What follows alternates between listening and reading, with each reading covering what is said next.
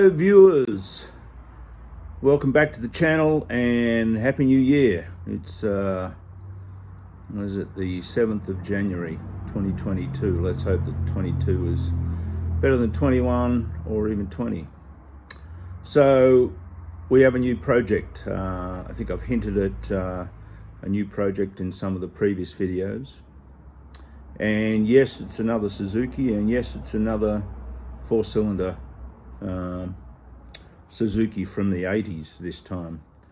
Some of you may know that I moved to a rural property about a year ago, and the first thing that happened is my cousin Matthew decided that I needed a new project. So he purchased a bike that was completely in bits, and I think one of the first things to be delivered to my new property was this bike. So it's been sitting in my shed for all that time, and so I've realised that it's about time we started getting moving on it,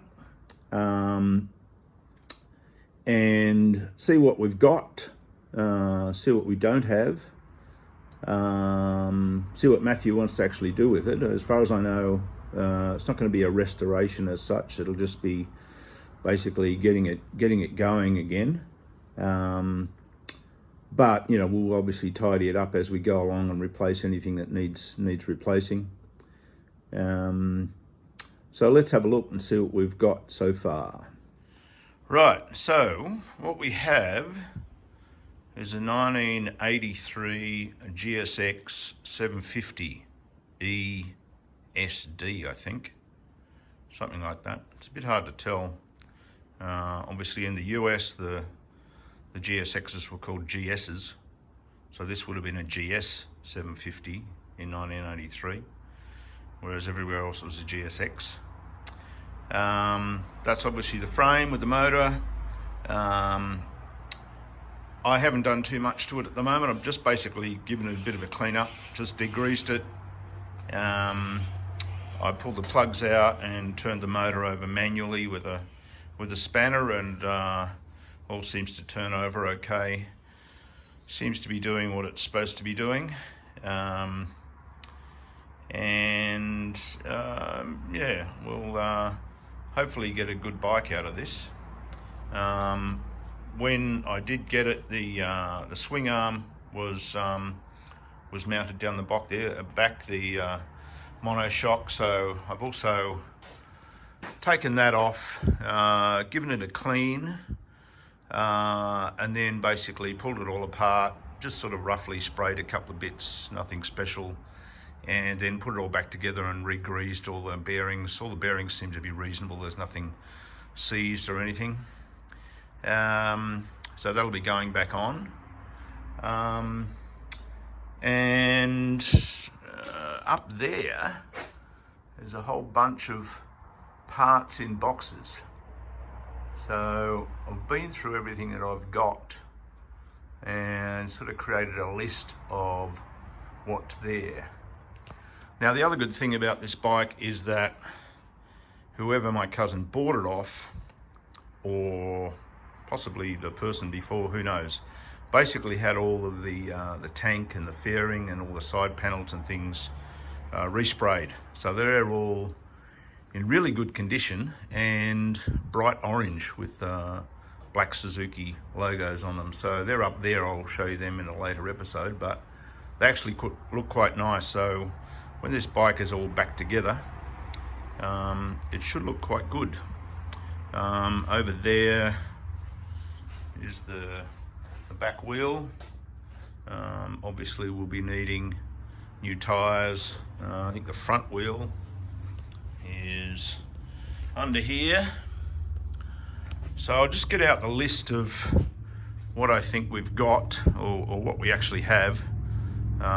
You know, basically I've gone through the microfiche from off the Partzilla site and sort of marked off everything that we do have.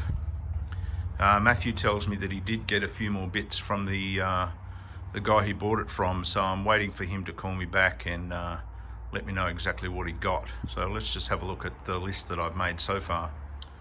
So here is the list that I've created so far. Obviously there's things that we'll have to buy that you would buy for any restoration. So there's things like tyres, chain, oil filter, battery, spark plugs, oil, etc. So I've got some of those listed. The front sprocket is missing, which is a bit strange, but anyway, we can get another one of those. I didn't get any indicators. Matthew may have them, so we'll have to check. Otherwise, we might just use some aftermarket ones. There's a bit missing off the top of the air filter, sort of the inlet plastic bit, so hopefully he's got that. Obviously we'll need a new air filter. There's a little metal bracket on the air filter that's missing. The air filter rubbers are rock hard, so I don't know whether we're going to replace them, or I think we're going to try and do this as cheap as possible and just get it going, but do anything that needs doing. But those rubbers are pretty hard at the moment. There may be a way to soften them up, otherwise they're going to be very difficult to get back onto the carburetors. The rear foot pegs are missing. Strangely, I've got like 3 right-hand front foot pegs, 1 left-hand, and then no rear foot pegs. So obviously there's bits from other bikes there as well. So obviously brake pads, we'll need a master cylinder kit for the front and rear. Unfortunately the ignition switch with the key is missing. So hopefully Matthew's managed to get that from the previous owner. The fuel petcock is missing. The fuel sender unit, because this has a fuel gauge on it, so that's actually missing. Mirrors, which is not a real problem. The main pull throttle cable is there, but the push throttle cable is not there. Some hand grips. The rear brake caliper, the whole thing is missing. We've got 2 sets of front ones, but no rear ones, so hopefully we can get that. There's no chain guard. Mirrors, I've got them twice. The seat and the seat lock are completely missing with the key and the helmet lock, etc. So hopefully he gets those. Speedo cable and then horn. So that's all that's missing that I can see. So once I speak to Matthew and find out what else he's managed to source, we'll come up with a finalised list, and then maybe start buying some parts. Obviously getting it up on its wheels would be a primary sort of focus, to get it up so we can move it around easily. Well, let's see how we go. Right, so assuming the motor turns out to be okay, I won't be removing it from the frame. As I said, I just gave it a degrease and a scrub down. What I plan to do is just go around and give the frame a bit of a rub down with Scotch-Brite, and then using rattle can just touch up the frame a little bit, just mask it off. So just to make it look a little bit nicer. You can see up here I've just started that a little bit, so that'll just tidy up the frame fraction, so make it look a little bit nicer. So yeah, I guess we'll wait until I hear from Matt and get some bucks from him and start buying some tyres and a few other bits and pieces. So what I've done is just sort of jack the frame up so that I can sit it up on its centre stand. I've gone around, give it a rough clean, and just sort of touched up the frame with rattle cans and a little bit on the engine as well, just to make it look a bit tidier. As I say, this isn't going to be a full restoration, it's just going to be a tidy up and put back together, but certainly looking a lot nicer now. So the next step, I guess, will be putting this rear swing arm assembly back in. Still haven't heard from the owner, so we're still waiting on how he wants to proceed, or if he wants to proceed, and then we'll go from there. So what I'm doing here is putting the rear swing arm assembly back in, so just using a sort of a ratchet arrangement to sort of slowly pull that up into place.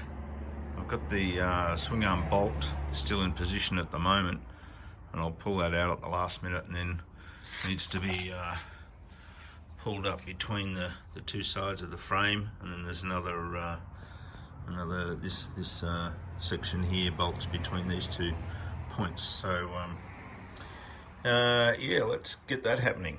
1 hour later. Well, that was a bit more difficult than I suspected, but I guess it might be a two-man job, but there's always a way to do it by yourself. So I use floor jack and this ratchet strap up here, and eventually managed to get the this top bolt in here, and then also the swing arm pivot bolt, and that's torqued up to 47 foot-pounds, which is correct apparently. So that's back on. That's good. So I decided I'd put the forks back in. There are some fork seals included in all the parts I received, some new ones, but I think what we'll do is we'll put it back on, and if they're not leaking, there's no reason to change them. So I'm just sort of giving them a degrease. I'll put them back on along with the top triple clamp and handlebars. So I've just given these a bit of a clean. I might give them a quick spray just to make them look a little bit better, and then we can start putting that back on, and probably in about a week we should have the wheels and tyres back, so we can get it up on its wheels, so that'll be good. So just pull this triple clamp apart, and just going to give them a bit of a clean up, quick rub down, and then a quick coat of paint with one of my rattle cans, just to make that look a bit better. Okay, so painted this top triple clamp in this gloss black acrylic. It dries pretty quickly. Who knows what it'll look like in 6 months' time, but at the moment it looks alright. I've got the handlebar bits hanging up over here. I've also painted the forks, gave them a quick rub down, and then some wax and grease remover, and then I've used this VHT case paint, which I find gives you a really nice sort of semi-gloss finish. You can see that starting to dry already. So again, we'll see what that looks like, but it'll look pretty good initially, and we'll see how it weathers.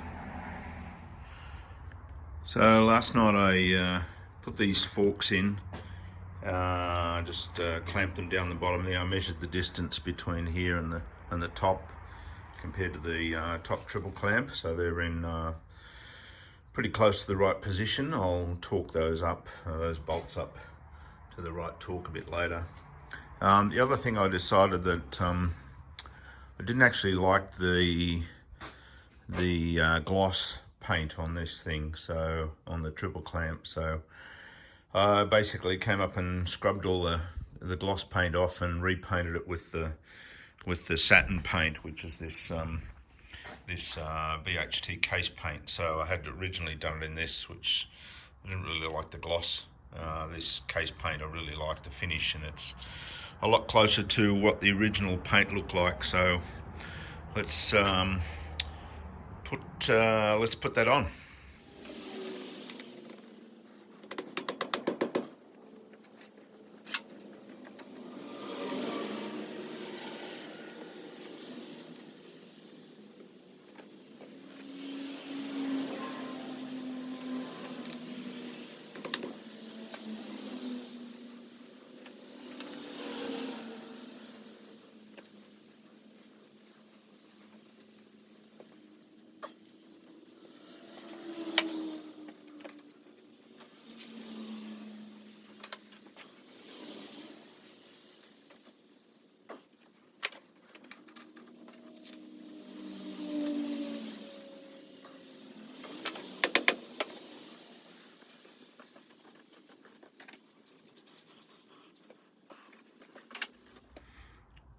Okay, so that's on, looking pretty good. All tightened up. I've got to put these bolts in, but I won't put them in until I change the fork oil. That's one of the tricks, is that whenever you're trying to get these caps off the top of the forks, you have to loosen these, otherwise there's no way you'll ever undo that.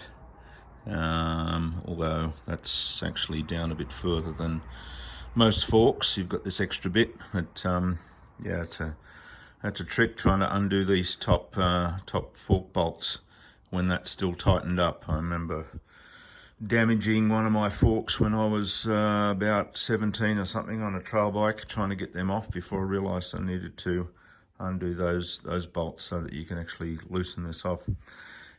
This bolt here, top of the triple clamp, I haven't seen. I don't know whether I have it. I haven't seen it. So unless it's in the bunch of parts that are coming on Friday, then I might need to source one of those. But anyway, starting to get together. Well, that's it for episode 1 of this series. So still lots of questions. Does the engine run? Will this bike ever get on the road? Will Matthew get back to me? Does he have any parts? Will he give me any money to do this? But you'll have to wait till episode 2 to find out some of those questions. So thanks for watching. If you like this video, press the like button below, and if you're interested, subscribe, those of you who haven't already. And we'll see you in the next episode where we get some more bits and start putting this thing back together. See you in the next one. Bye.